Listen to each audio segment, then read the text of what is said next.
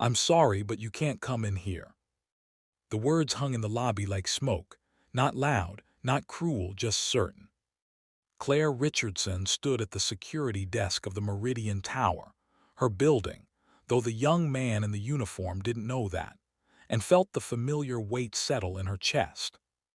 She was holding 2 coffees from the shop across the street, one for herself, one for Marcus, the weekend security guard who'd been working this desk for 8 years. But Marcus wasn't there. Instead, there was this new face, mid-20s, confident in that way people are when they've just been given a little authority. "I'm here to go up to the executive offices," Claire said quietly. Her voice was calm, measured, the voice she'd learned to use in rooms where she was the only one who looked like her. "Not dressed like that, you're not."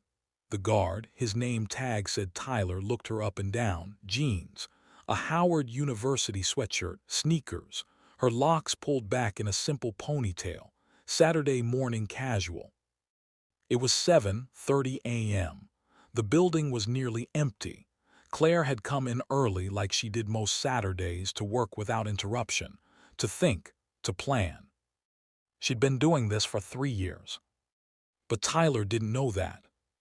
"Ma'am, this is a professional building.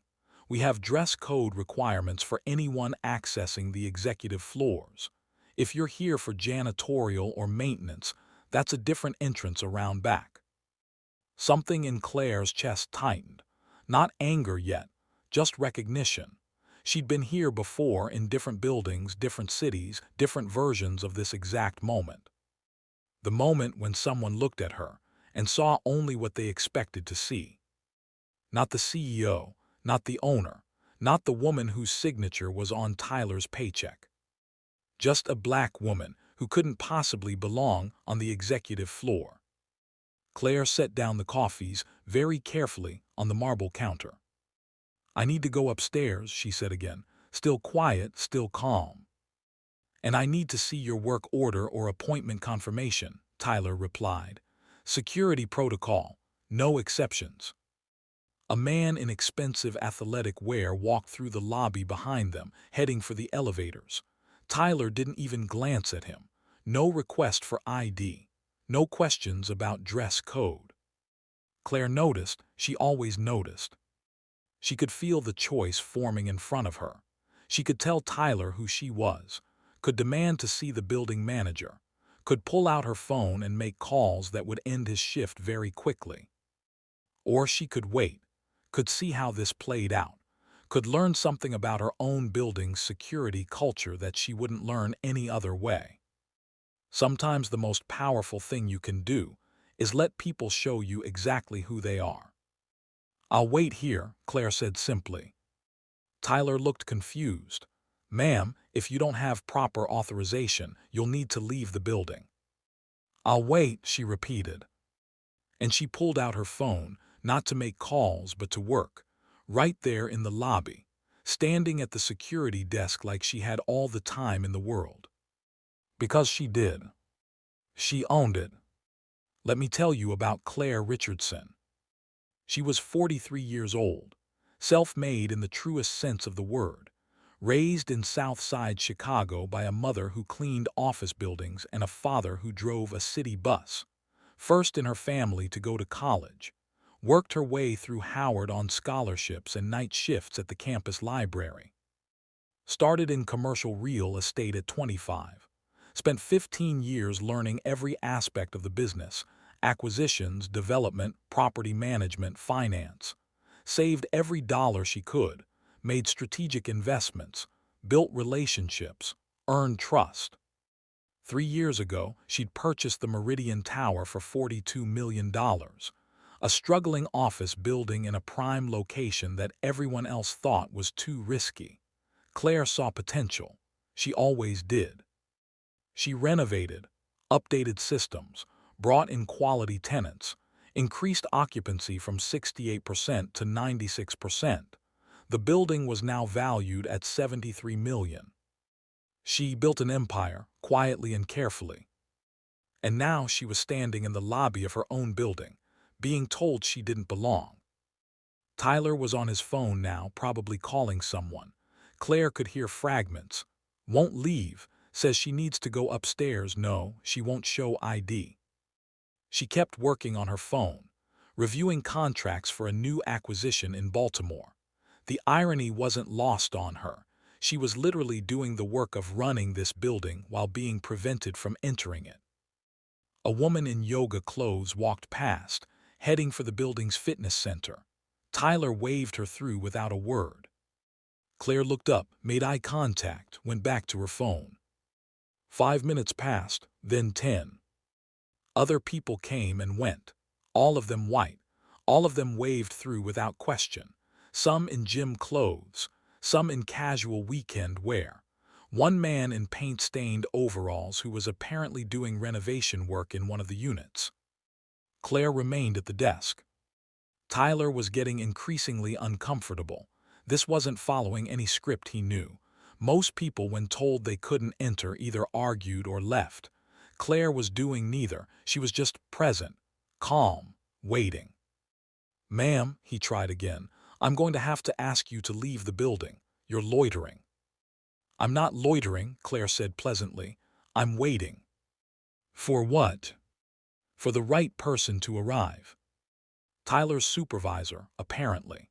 A woman named Janet Reeves, who Claire had met exactly twice, once during Janet's interview and once at a building-wide staff meeting. Janet had been the weekend security supervisor for 6 months. She came through the glass doors at 8:15, coffee in hand, looking tired. Saturday morning shift. "Tyler, what's going on?" "This woman refuses to leave. She says she needs access to the executive floors but won't provide authorization or proper ID."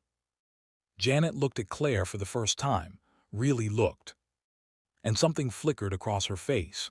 Recognition, uncertainty, Claire couldn't quite tell.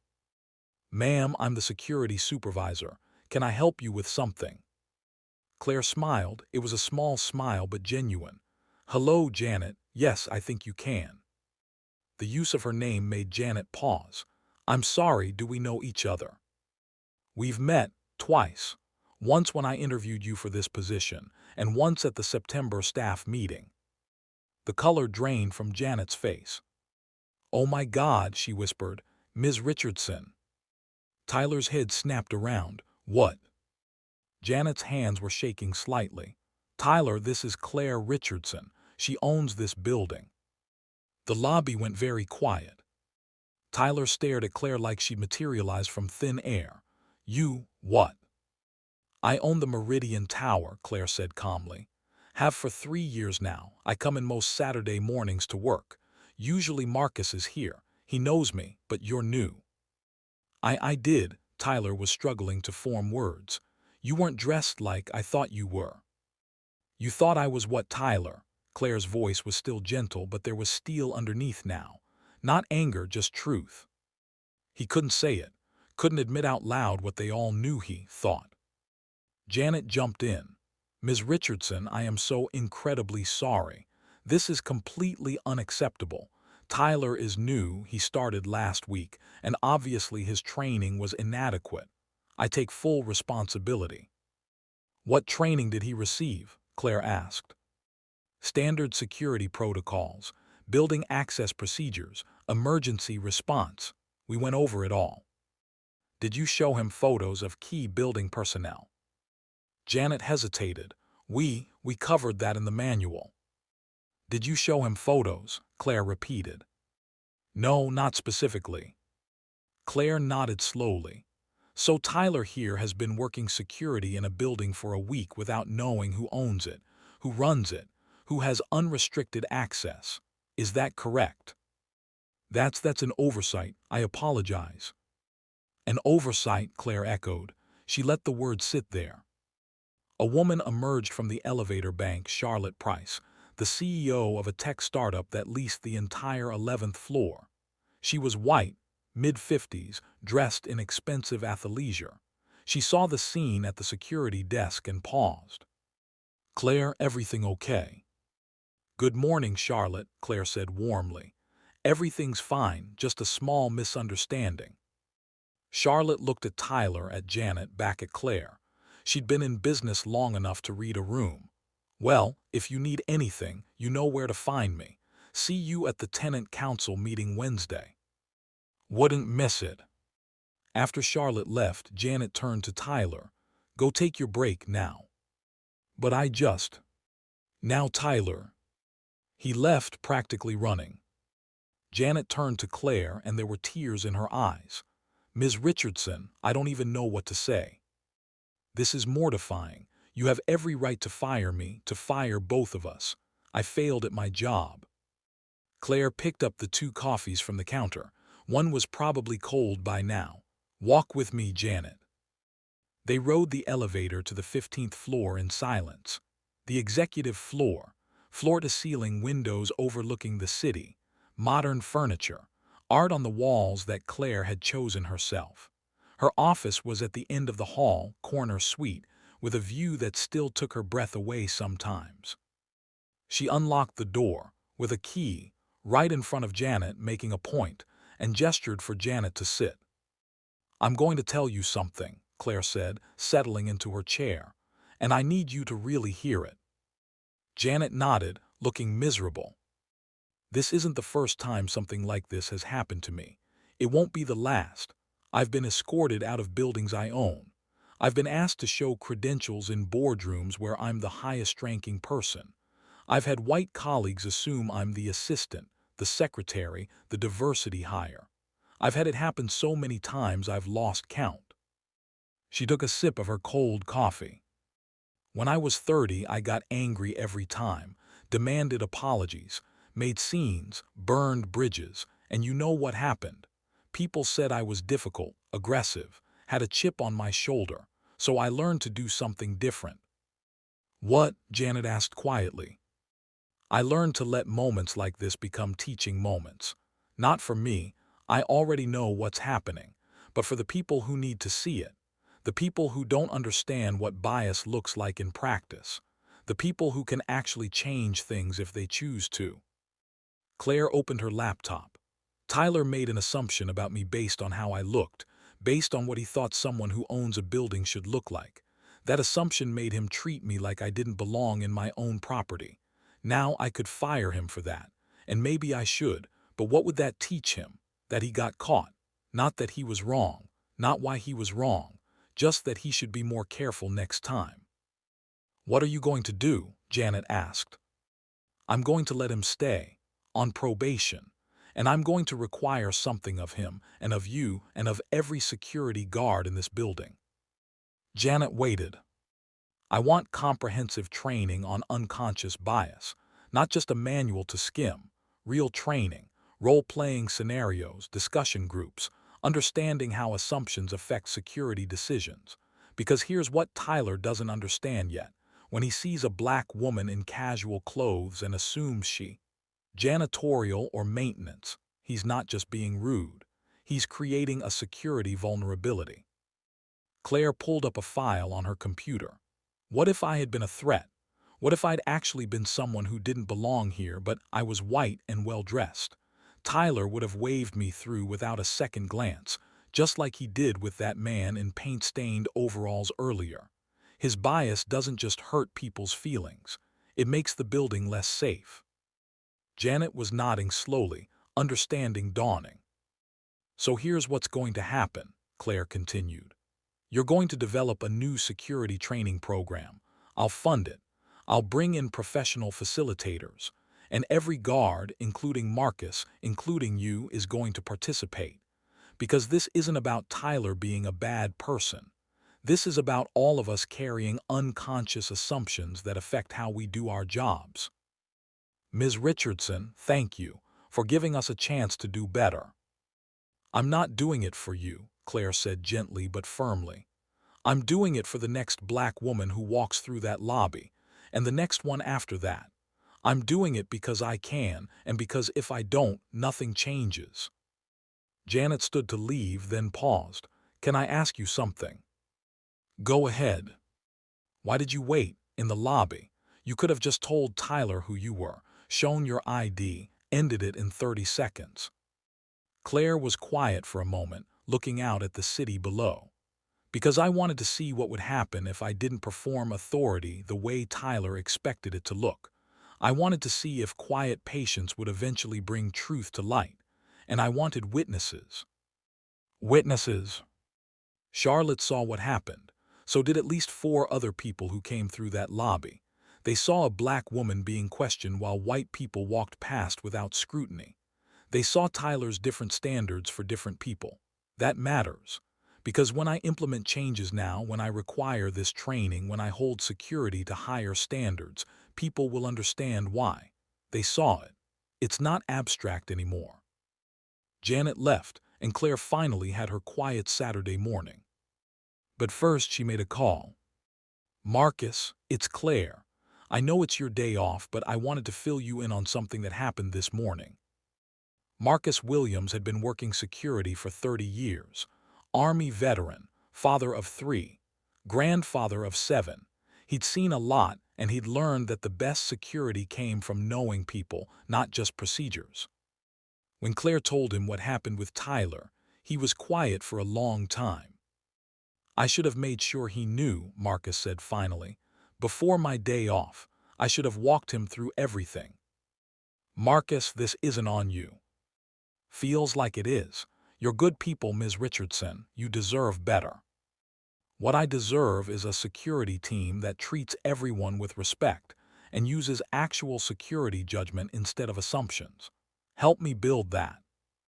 Yes, ma'am, absolutely. Monday morning, Claire called a meeting. Not just security, but all building staff, maintenance, cleaning crew, front desk, management team, 27 people in the conference room.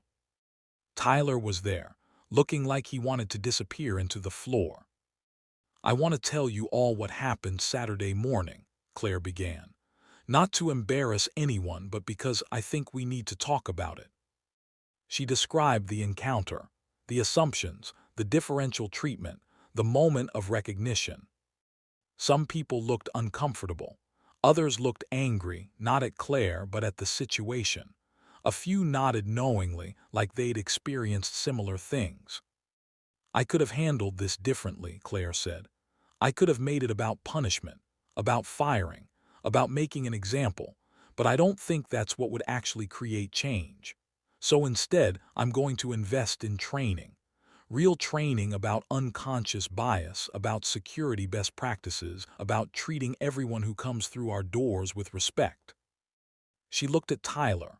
Tyler, I'm not firing you, but I am putting you on a 90-day probation. You're going to complete this training. You're going to work under Marcus's direct supervision. And you're going to learn why what happened Saturday wasn't just rude, it was a failure of security judgment. Tyler nodded, unable to meet her eyes. But here, what everyone else needs to understand, Claire continued, this isn't just about Tyler. We all carry assumptions. We all have biases. The question is, what do we do about them?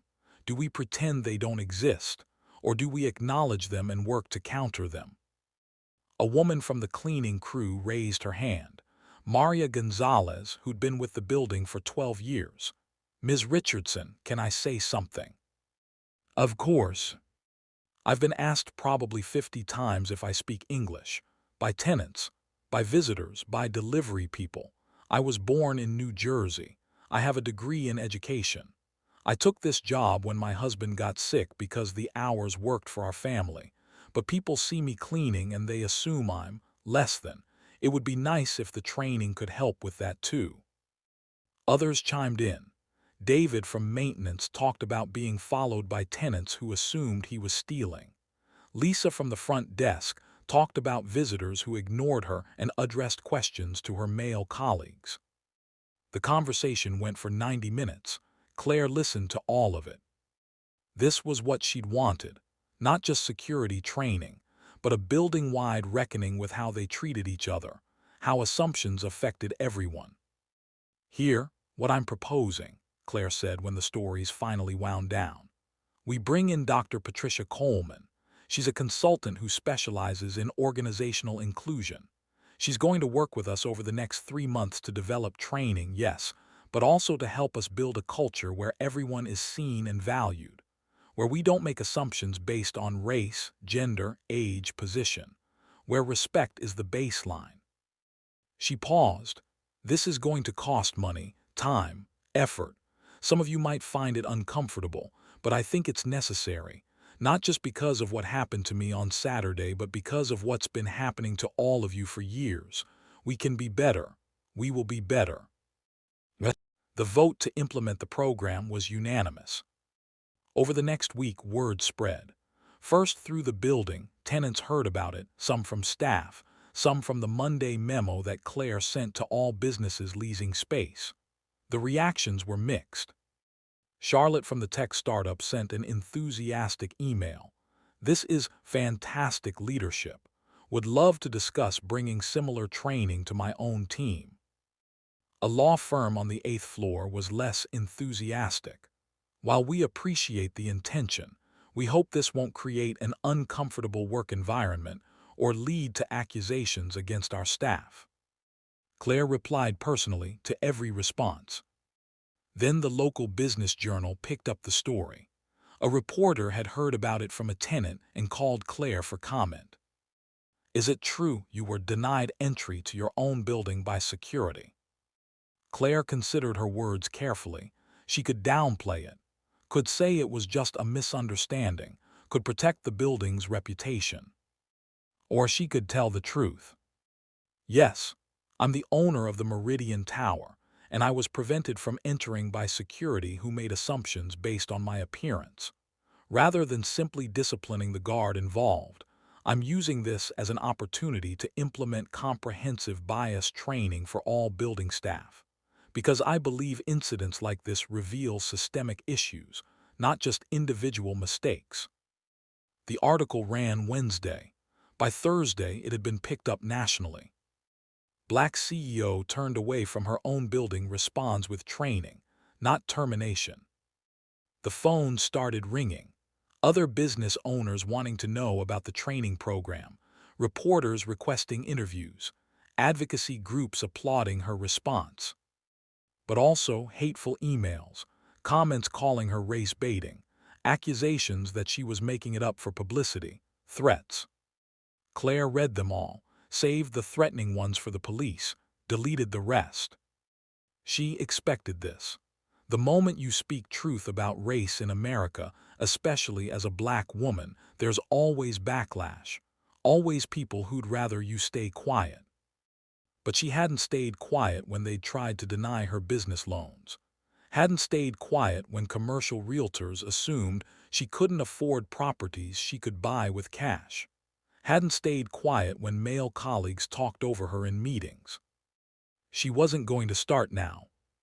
Friday afternoon, she got a call from an unexpected source.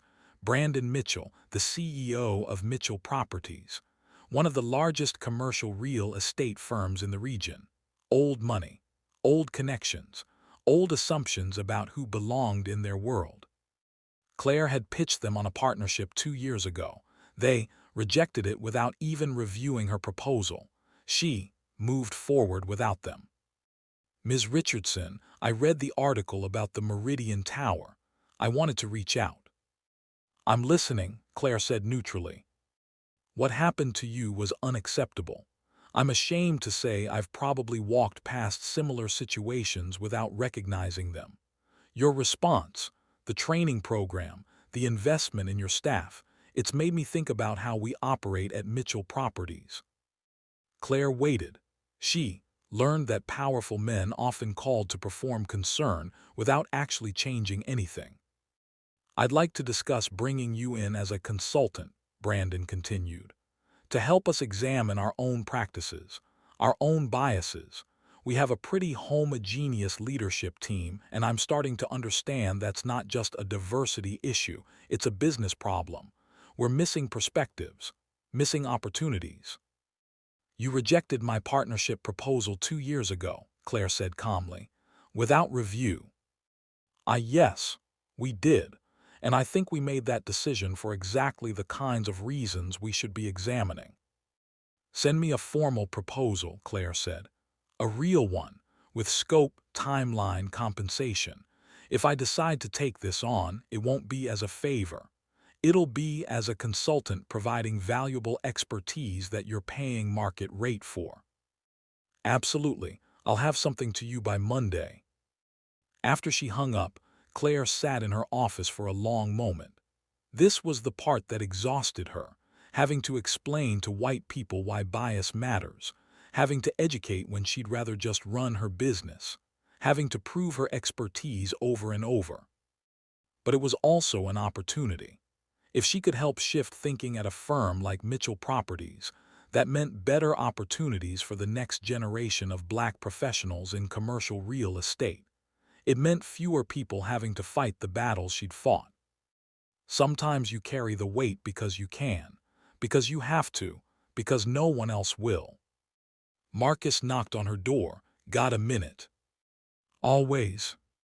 He came in, closed the door, sat down heavily. Tyler came to me today, asked if he could talk, said he's been doing some thinking. And he said he grew up in a small town, 98% white. Everybody knew everybody. When he saw black people, it was usually on the news and usually connected to crime. He said he never thought of himself as racist, but he realized Saturday that he'd been carrying those associations his whole life. When he saw you, he didn't see a businesswoman. He saw a threat. Marcus's voice was gentle but firm. He cried, Ms. Richardson. This kid sat in my office and cried, said he was ashamed, said he wanted to do better but didn't know how. What did you tell him? I told him that awareness is the first step, that he can't undo years of conditioning overnight, but he can make different choices going forward. I told him to pay attention to his assumptions, to question them before acting on them, to remember that his job is security, not profiling. Claire nodded. Do you think he's sincere? I do, but I also think sincerity isn't enough. He's got to put in the work, got to be willing to be uncomfortable, got to accept that he's going to make mistakes and need correction. Will you mentor him, keep him accountable? Marcus met her eyes. Yes, ma'am, because that's what we do, right? We see the humanity in people even when they haven't seen it in us. Claire felt tears prick her eyes. This was the exhaustion, the grace required when you didn't feel gracious, the education required when you were tired of teaching, the patience required when you'd earned the right to be impatient. But it was also the work. Thank you, Marcus. No, ma'am, thank you for showing us what leadership looks like. That weekend, Claire went to her mother's house on the south side, the same house she'd grown up in. Her mother, Dorothy Richardson, was 74 now, retired, still sharp as ever. They sat at the kitchen table with coffee and pound cake, like they did every Sunday. I saw you on the news, Dorothy said. My baby girl making headlines. Not the kind I was hoping for. Maybe not, but maybe the kind that matter. Dorothy reached across the table, took Claire's hand. You know what I remember about when you bought that building? What? You called me at midnight. You were crying. Said you just signed the papers and you couldn't believe it was real. That little girl who used to come with me to clean offices, who saw how people looked through me like I was furniture. She owned a whole building full of offices. Dorothy's eyes were wet now. And then you called me Saturday night.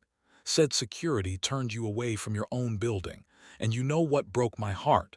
That you weren't even surprised, like you'd been waiting for it. Ma, let me finish. What I want to say is this. I'm proud that you own that building, but I'm more proud of what you're doing now. You could have fired that boy, could have made a big scene, could have used your power the way it's been used against us. But you didn't. You chose teaching over punishment. You chose change over revenge. That's the real power, baby. That's what I raised you to be. Claire let the tears fall. It's so tiring, Ma. I know. Lord, do I know. You think I don't remember being followed in stores, being asked if I was sure I could afford things, being told I couldn't live in certain neighborhoods, being treated like I was invisible unless someone needed something cleaned. She squeezed Claire's hand harder. But here's what I learned. You can't carry that weight alone. That's why what you're doing with the training, with being public about it, with forcing people to confront their assumptions, that's how you share the weight. You make it everyone's responsibility to do better. They sat in comfortable silence, the way only mothers and daughters can. You remember what your daddy used to say? Dorothy asked. Claire smiled. Which thing?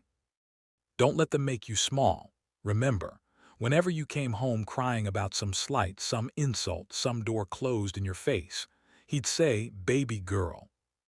Don't let them make you small. You stand tall. You take up space. You belong everywhere you choose to be. I miss him, Claire whispered. He'd be so proud of you, standing tall, taking up space, belonging. Monday morning, Dr. Patricia Coleman arrived at the Meridian Tower to begin the training program. She was a black woman in her 60s, with silver locks and eyes that missed nothing. She'd been doing this work for 30 years, helping organizations confront bias, build inclusion, create real change. She started with individual interviews. Every staff member, every tenant who volunteered to participate, she asked questions, listened to stories, took notes. When she met with Claire, she said, "You know what you've created here?" "What?" "A laboratory, a real-world example of how bias operates at every level, and you've given people permission to name it, to examine it. That's rare." "It shouldn't be," Claire said. "No, but it is. Most organizations, something like what happened Saturday gets swept under the rug, handled privately, made to disappear. You did the opposite. You made it visible. You said, this happened and we're going to learn from it. That takes courage." "Or stubbornness," Claire said wryly. Patricia smiled. "Sometimes they're the same thing, but here's what I need you to understand. This is going to get harder before it gets easier. People are going to resist. They're going to say the training is unnecessary, that they're not racist, that you're making problems where none exist. Some tenants might leave. Some staff might quit. You need to be prepared for that." "I am." "Are you?" Patricia's gaze was penetrating. "Because the question isn't whether you can handle one security guard turning you away. You've already proven you can handle that with grace. The question is, can you handle the sustained resistance to change? Can you hold the line when people push back? Can you maintain your standards when it's costly?" Claire thought about her father's words. Don't let them make you small. "Yes," she said, "I can." The first training session was the following week. All security staff, all maintenance, all front desk personnel. Dr. Coleman started with a simple exercise. I want you to close your eyes and picture a CEO. Really see them in your mind. What do they look like? What are they wearing? How do they carry themselves? After a moment, now open your eyes and describe what you saw. The descriptions came. Male, white, suit and tie, confident, older, distinguished. Not a single person described Claire. "That's the first lesson," Patricia said gently. "We all carry images in our minds of who belongs in positions of power. Those images come from media, from history, from the world we've lived in. They're not our fault, but they are our responsibility to recognize and challenge." The conversation that followed was uncomfortable, necessary, real. Tyler participated fully, shared his realization about his own conditioning, talked about the shame he felt and his commitment to change. Maria talked about being assumed to not speak English. David talked about being followed. Others shared their stories. And slowly, very slowly, something shifted in that room. Not completely, not perfectly, but enough to matter. 3 months into the training program, Claire started noticing small changes. Tyler greeting every single person who entered the building, asking if they needed help rather than assuming why they were there. Learning names, building relationships. The front desk staff implementing a new check-in system that treated everyone equally. No assumptions based on appearance, just standard professional protocol. Maintenance teams being greeted warmly by tenants who'd learned their names, their stories, their expertise. But the biggest change was cultural. People talked about bias now, questioned assumptions, called out problematic behavior gently but firmly. One day, Claire was in the elevator when a delivery person, a young black man, entered carrying packages. A tenant stepped back, clutched her purse closer. Another tenant, an older white woman, noticed. "Everything okay, Sharon?" "Oh yes, just making room," Sharon said quickly. "He's delivering packages, not stealing purses," the other woman said pleasantly but pointedly. "I'm Jennifer, by the way," she said to the delivery person. "From the 6th floor. Thanks for doing what you do. I know these buildings are a lot of stairs." It was a small moment, but it mattered. That's how change happens, Claire was learning. Not in grand gestures, but in 1,000 small choices to do better. The Business Journal did a follow-up story 3 months later. Meridian Tower's bias training yields results. Tenant satisfaction up, security incidents down. The article detailed the program, the investment, the outcomes. Other building owners started calling, wanting to implement similar programs. Dr. Coleman was getting requests from across the region. And Mitchell Properties sent their formal proposal. Claire reviewed it carefully. They wanted her to consult on diversity and inclusion across their entire portfolio. 23 buildings, over 300 staff, hundreds of tenants. It was a significant commitment, significant compensation, significant opportunity to influence an entire organization. She negotiated, made sure the scope included real power, not just recommendations but implementation authority, made sure the compensation reflected her expertise, made sure she had the right to walk away if they weren't committed to actual change. They agreed to everything.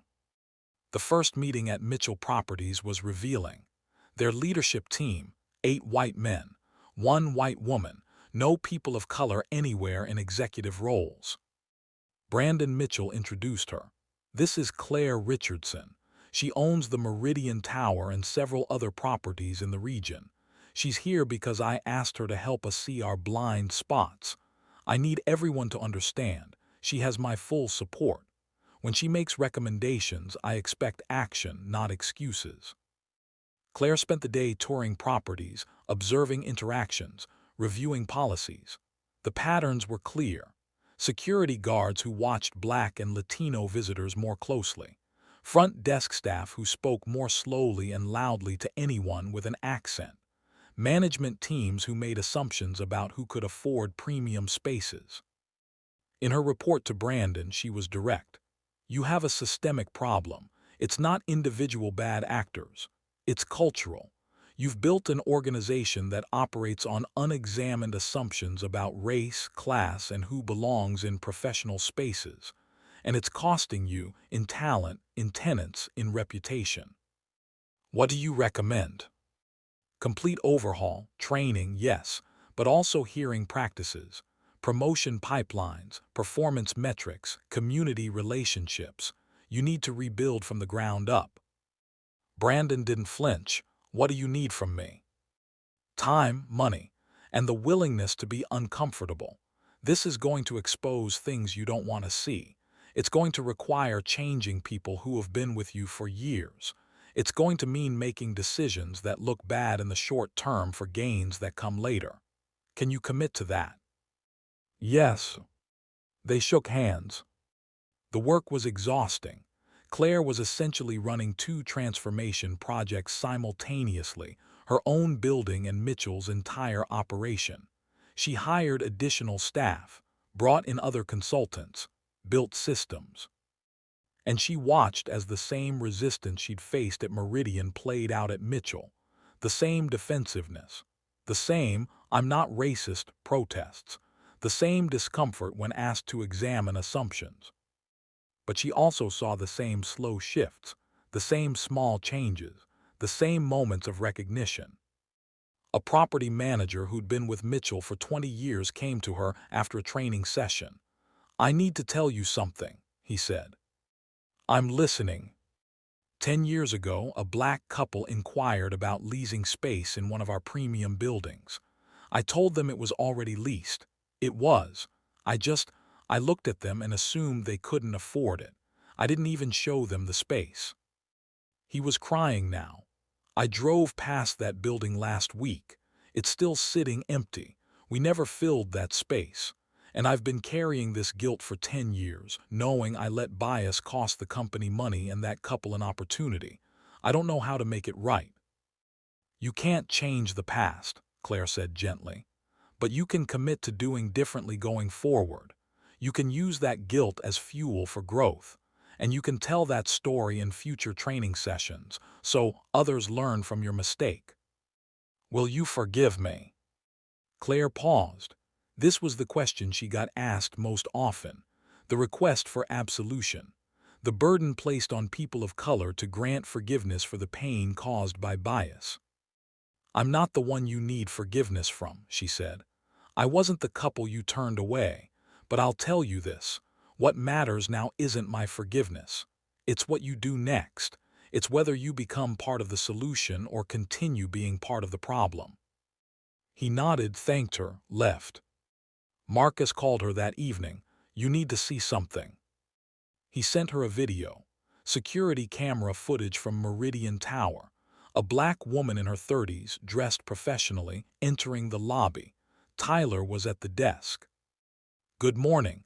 Are you here for a meeting or touring spaces? Tyler asked warmly. Meeting with the law firm on 8. Perfect, they're expecting you. Just sign in here and the elevators are to your right. Have a great day. The woman smiled, signed in, headed up. Simple, professional, no assumption, no interrogation, just service. He's learning, Marcus said when Claire called him. Not perfect yet, but learning. We all are, Claire replied. 6 months into the Mitchell contract, Brandon called her to his office. I want to show you something. He pulled up data on his screen. Tenant retention is up 12% across properties where we've implemented your training. New leases from minority-owned businesses are up 38%. Employee satisfaction scores have increased. Discrimination complaints have dropped to nearly zero. He looked at her. You've changed this organization, Claire, not just policies, culture, the way we see each other, the way we operate. It's not finished, Claire said. This is ongoing work, not a destination. I know, which is why I want to offer you a seat on our board of directors. Claire went still. What?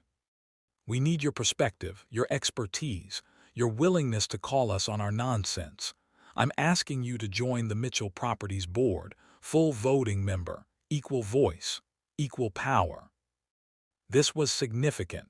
Mitchell Properties was one of the most influential commercial real estate firms in the region. A board seat meant influence, resources, platform.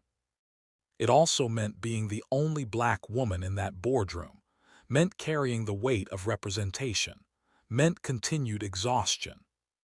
But it also meant power to create change at scale. I'll need to review the governance documents, Claire said.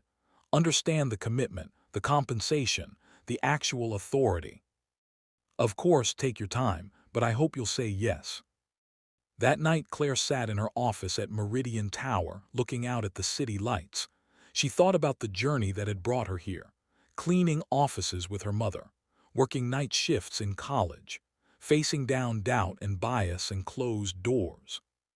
She thought about that Saturday morning 6 months ago, standing in her own lobby being told she didn't belong. She thought about Tyler's transformation, the cultural shift at Meridian, the ripple effects at Mitchell Properties, the other building owners who were implementing similar programs. One moment of being turned away had sparked all of this. Her phone rang, Charlotte from the tech startup. Claire, I need your advice. We're growing fast, looking at new office space. And I want to make sure we're thinking about bias in how we choose locations, how we train our staff, how we build our culture. Can we talk? They talked for an hour. Charlotte was genuinely committed to building an inclusive company, wanted to learn from Claire's experience, wanted to do better. After they hung up, Claire smiled. This was the ripple effect, one change leading to another, one person's commitment inspiring others, small shifts accumulating into systemic transformation. It wasn't perfect, it wasn't finished, but it was happening. 1 year after the incident, Claire organized an event at Meridian Tower. It wasn't a celebration, exactly, more of a reflection, a chance to acknowledge how far they'd come and recommit to the ongoing work. She invited everyone who'd been part of the journey: staff, tenants, Dr. Coleman, the reporter who'd written the first article, community leaders, other building owners who'd implemented similar programs. The conference room was full. Claire stood at the front looking at the faces before her. A year ago, I was turned away from my own building. In that moment, I had a choice.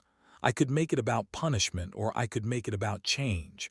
I chose change, but I couldn't have done it alone. She gestured to Tyler, who was sitting in the front row. "Tyler, will you come up here?" He looked terrified, but he came. "I want you to tell everyone what you learned this year," Claire said. Tyler took a breath. "I learned that I was carrying bias I didn't even know I had. I learned that assumptions aren't harmless. They affect how I do my job, how I treat people, how I see the world. I learned that changing isn't easy or comfortable, but it's necessary.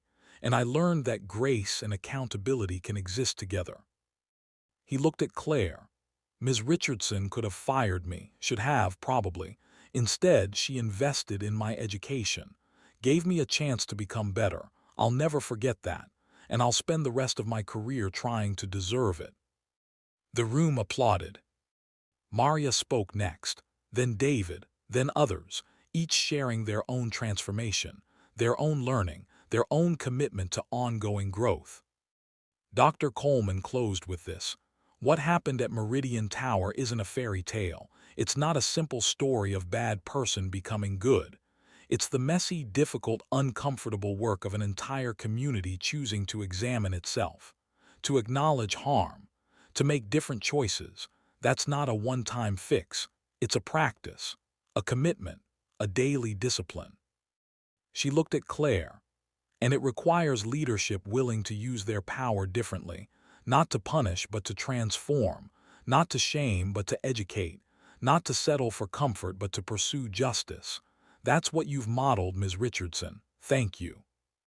Later, after most people had left, Tyler approached Claire.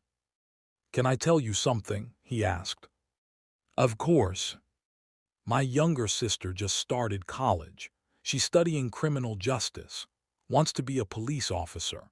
I told her about everything that happened, about my assumptions, about the training, about what I learned. And she said it changed how she thinks about policing, about who gets protected and who gets suspected, about the responsibility that comes with any kind of authority." He paused. "I guess what I'm saying is, the change didn't stop with me. It's rippling out, touching people I care about, making them better too." Claire felt tears in her eyes. "That's how it works.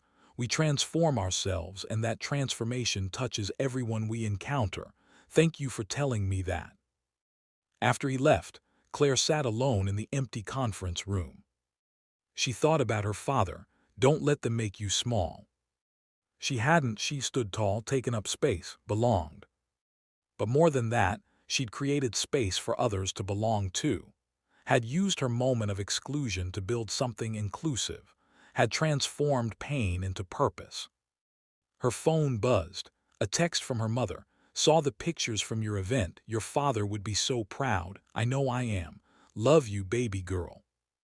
Claire smiled through tears. All of this was worth it. 2 years after that Saturday morning in the lobby, Clare Richardson stood in a different building, the county courthouse, waiting for the city council to vote on a new ordinance she'd helped draft. Required bias training for all commercial property security personnel.